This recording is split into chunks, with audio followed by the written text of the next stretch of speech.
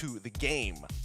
This whole 2-1 situation, I'm even 50-50 on, because Team Liquid ID exposed Onyx, man. Exactly. I think that's the game that Flap was talking about. We watched the game, and we know how to punish them. That's what he was talking about. And I think we saw that too from Araki Hoshi against Onyx Philippines, right? Araki Hoshi took a page out of Liquid's book, went in for the aggression, but they couldn't replicate it completely. You know, maybe they've taken a page out of Onyx PH's book. Idol ng mga kids is in Johor. Oh my goodness.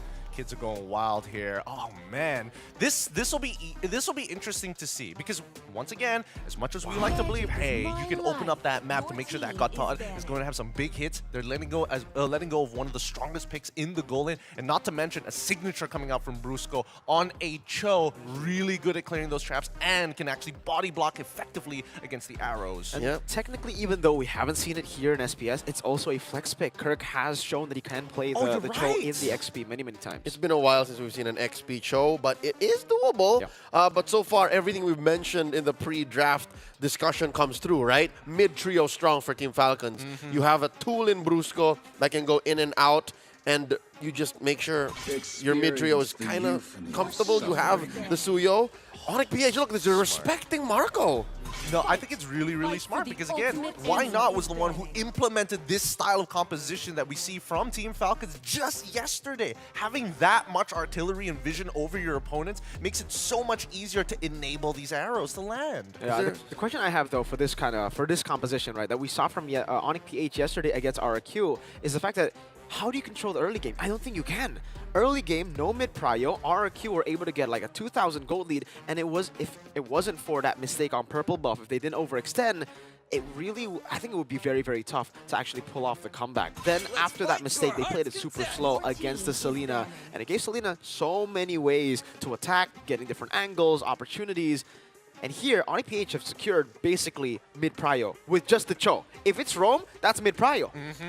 Cho and Suyo. They'll be able to force out a lot of stuff. This is under the assumption that we don't know where this Gatot is going just yet, but until we do, we're expecting him to go for Concussive Blast. Either way, do you think it's interesting that we're seeing... I mean, Hilda, of course, makes a lot of sense. Lucas ban, though, coming in from the side of OP. I think the Lucas ban is just making sure that Team Falcons don't get any priority, even in the side lanes. Because you don't even know what Onyx is picking yet. They get the first dibs here. I would guess they would pick the XP lane 4 and then the mid 5. There might be an argument for the Phoveus. I mean, we saw in the stats that Team Falcons, a lot of teams, especially when they're going up against them, ban the Phoveus against them. So it could be a steal here, or we might just see Kirk going back to the good old, let's put me on Edith, we'll make the stuff happen. Yeah, I think if they go Phoveus, then it'll be, I don't know, Phoveus is very immobile, can get punished hard by this kind of composition. Again, once you get hit by the Abyssal Arrow and then the AOG comes in, it'll be difficult, so they need mobility, yeah. So this signals Cho XP. Cho XP, unless it's not the first time we've seen mid Matilda. I may have a Mandela effect memory in my head where Super Friends played a mid Matilda like this. So not recently, you know. Not recently. I'm talking like S14, mid-season, like it's a weird week. Yeah, it's like trying to figure out how to spell Onyx all over again. Now, coming into Team Falcons, this one's going to be interesting, because now that you see plenty of dashes, priority is going to be super important. If you're not going to have it mid, at the very least, you need it in your side lanes, and we have yet to see both the gold lane and the confirmation on EXP. Yeah, no Moskov, no Granger. Well, you left with Iritel? Yeah, probably just the Irithel. I guess that's the safest choice. Carry, maybe? There's not much to carry here. Yeah, they go Bruno in the end. Oh, they still go for the Uranus. I guess because this time there's no CC. Oh, are you sure? Are you sure? We might actually see mid-lane Super Frizz Matilda, man. That'd be so Oh my god, you called it. Wow. This ain't no Mandela effect. This is our current universe, not a parallel. I guess it was real. It was real. Dude, this is so crazy. Uranus coming into this matchup. I thought that Team Falcons had a pretty good read on it, but I guess I was wrong. I don't like the damage profile, though. Yeah. You do in XP lane, but you have good mid priority, yes. You're very mobile. But what kind of damage are you dealing? I think they have enough. I think they have the magic from Harriet. The Suyo will deal physical, and then CC will just shred through. I think they actually have a pretty good damage output. Damage type spread, yes. Yeah, spread. But the damage profile, the type that comes through, there's no burst. Look, boys, I don't know what to say. This one is kind of out of pocket, even for me, looking to try and analyze this game. But with that being said, I'll leave it to you. Y'all can debate it once you head straight into game. I'm passing it to you guys to head into the land of Don, Leo, and as well as Marco. From one Pinkman to another, we'll take care of the game. Game number 1 in this best of 3. Again, it's an upper bracket bout. Onyx PH, Falcon, PH. You like the damage profile? I don't. I still do. I see the angle, and Harith could act as burst as we get into the later stage of the game. What, skill 2? Skill 1? You're dead. Safe to say, let's get into the land of Dawn. Once more, the opener in a battle of champions. The M5 World Champions face off against the reigning M6 World Champions. Here we go. Looking at the early rotations, yep, nope, they're not crossing over too much here. Even a Matilda, man, like mid-lane Matilda just doesn't deal the same kind of damage. Yeah, the damage profile for Matilda for sure. I think it's more of a counterpick to the Selena, right? Because, yeah, Selena, one way to get away against the Selena, one way to counter Selena is the mobility. We were talking about it earlier. That's why I really didn't like the Phobius pick if it did come through from Onyx PH.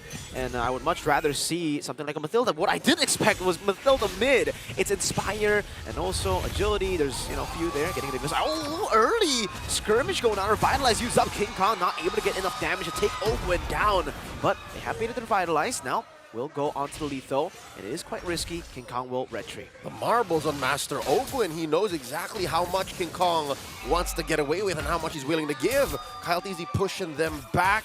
Ogwin staying at the 10th of his health and not letting go. And that's a small camp stolen away by Kyle Teasy. A lot of action in mid already. What are the side lanes looking like? And second day in a row, dude. We're seeing it. The CC into the Uranus. You think FLCN is going to do something new with this matchup here? Because we've seen it lose 100% of the time. Yeah, and it's also just completely different to what we expected, Leo. We were talking about this matchup being more of how do they play for the team than the lane. But with these picks, it's all about how you lane first. And yeah, we have seen that it can be a dead lane. The Uranus can just, you know, technically stop the CC from maneuvering or from getting the dub in the lane. But usually, the 2 times we've seen the Uranus, you just don't have the impact that you would want to have in the team fights. Owen gets a taunt. Oh, actually lands on Super Frizz. The burst is there too, but Circling Eagle. That's the Matilda flying over, still guiding with able to save View. Goes to the claws, secures the kill. King Kong, though, will trade it with a turtle. So Onyx PH walking away with a dub despite suffering first blood. And in that whole skirmish, Prince did give up his flicker just to save the kick by Brusco.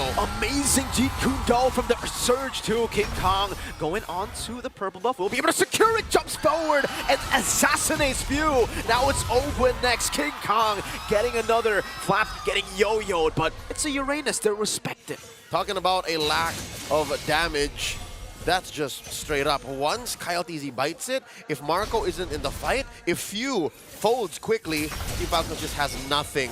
And yeah, these big hunks of meat in Ogwin and FLCN can keep pressuring Onyx PH, but that doesn't solve the issue of what your cores do are completely irreplaceable. Ogwin jumping in. Oh no, King Kong stole it straight up! Yeah, well played. Really well played. Saw the AOG and he did not. He was still so composed. Marco actually dashed forward into the Cronus intervention! Kelra with a solo kill up top! Kyle will trade it back though. But that was an uncharacteristic mistake from Marco. A kill is a kill. And it was too late for Marco to amend his error. Close range arrow here. Super Prince dashing through. A lot of damage between these 3. The kick! Wow, good way to drag it. It's over to Few, and King Kong follows it up. Brusco low getting smacked down. Still flickers. 1 for 1. Again, these small engages, micro brawls, if you will, enabling Team Falcons to find wins back. But what is the payoff? Let's say this all goes to fruition and Falcons gets what they want. Whoa. Are they opening up for Marco? Is that it? Are they just power farming on this Bruno? It does look like that's the angle, but even then... Again! This is what's going to happen. Yeah, the Bruno isn't really a... I don't know, maybe it's just a skill matchup, and Kelra is... Kelra. He's a god. He's Kelroin. Turtle number 2. Getting contested here. Oh, the arrow whips again, and that's it, right? That's when you have to call it quits. Once you miss the arrow, that's the reason Selena doesn't have prio at all, actually, early on. instant vengeance too, just respecting the damage of Kaltizi. Flap might be CC'd, has a Purify to escape now. Electrified beats from Kaltizi, does nothing. Kirk and King Kong now go into orange. Surge over, no! Okay, the Soul Sever wasn't enough to take him down. Kelra, another solo kill up top. Way of the Dragon from Brusco, and King Kong quells him. AOG catching 3, but no response from Falcons. This is not the trio you want fighting off 4 members of Onyx PH. The Revitalize isn't revitalizing. Ogwen used it and he still stays at the same HP. He's forced to recall anyway. Another orange taken away from Kyle TZ. That's a second in a row. The second in 5 minutes, and a small camp as well for good measure. King Kong driving through Falcons jungle like it was a fast food restaurant. Real quick, the gold leaderboard, 3 out of 5 members, 4 now in Onyx PH are out farming even Super Marco. So this whole power farm on Marco situation not working out well for Falcons. Really isn't, no. 4,000 gold lead for Onyx PH, and their main win condition, Marco, yeah, Kelra is in a 2v1, goes in Zaman, forced, oh, the burst from View, that was just a wisp! Kelra gets the turret, and now they're forced to send 4 dudes up there, not even to save the turret, it's just to get away. Flap TZ playing tag, man-to-man against 2, Brusco and Frinz. This is one of the weaknesses of Uranus. I mean, yeah, you're chunky, but you're kiteable. Now Ogwen gets 2 on him, Kirk and Frinz. This CC is a menace. Arrow thrown out by Few, not much caught out. This lead is just ever growing. Onyx PH now up by 5,500 gold. Wow. Again, it's so clean from Onyx PH. Brusco walks up, spots 2 in the bush, and then sends Kirk to do the dirty business to poke Uranus. Ooh. Arrow caught here by Brusco. Maximum stun duration. Flap TZ forced to just dash through. And oh my god, Kelra! Look at the damage he's dealing, forcing Flap to hit that consecration. Mirgo, look at King Kong's build, 4-0-1. He's going the War Axe line first. That's why he's been so aggressive. He's been so confident. The Immortal form down bottom! Turn call, vengeance used up. Kaltizi goes back in with electrified beats. Breaks by Kirk, survives. Oh, he's life stealing back again. He goes on to Kyle. Kirk, no way! He just survived the guiding win from Fritz too. Kirk is inhuman. He kited too. The kick by Brusco. AOG! That's a punish with the Abyssal Arrow. No, it's not. Few jumps in, gets baited, circling eagle. Revitalized by Ogwen, keeping him alive. Arrow misses no one. Hits no one, and the punish coming in. Here comes King Kong. Oh, and the fight keeps on going. Kirk again able to dash away. Just what was that? Kirk, insane individual display on the CC. Gotta be frustrating as a member of Team Falcons. So much went your way. Free turret hits. They were literally down your alley, and not a single arrow hit when it mattered. Currently, Onyx Philippines approaching an 8,000 gold lead. Literally, Falcons could not do anything. This is a no-fly zone. How did you survive that, man? So many of them were there, and oh no, Few gets knocked up, kicked back, Zaman force. Kelra takes the kill. Flap is tied up by the curtain call, and he's forced to walk back in base. There's nothing Flap can do. He folds. Photo. He folds to Kelra. He just has an Antiquiras. This support mid coming in from Super Frinz is disgusting. That's why Kirk didn't die the first time. That's why they know that they were going to get the lead with no mid-prio from the Selena. They know that they would have to burst through the lead. And now even with that supportive mid laner, Kirk will take the Abyssal Arrow. Doesn't even matter. They still have the Mathilda. They still have Vengeance. And it will be a turret in the mid lane. Taken down. Kelra dives and gets Marco! Looking for the punish. Kelra still alive. Kyle DZ sent back home.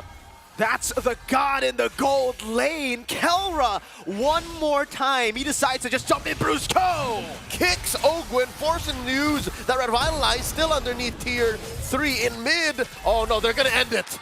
9 minutes to do this against the teams in the group stage. We said it's Onyx PH, but to do this against #1 from Group B, they have clipped the Falcons' wings. Falcons made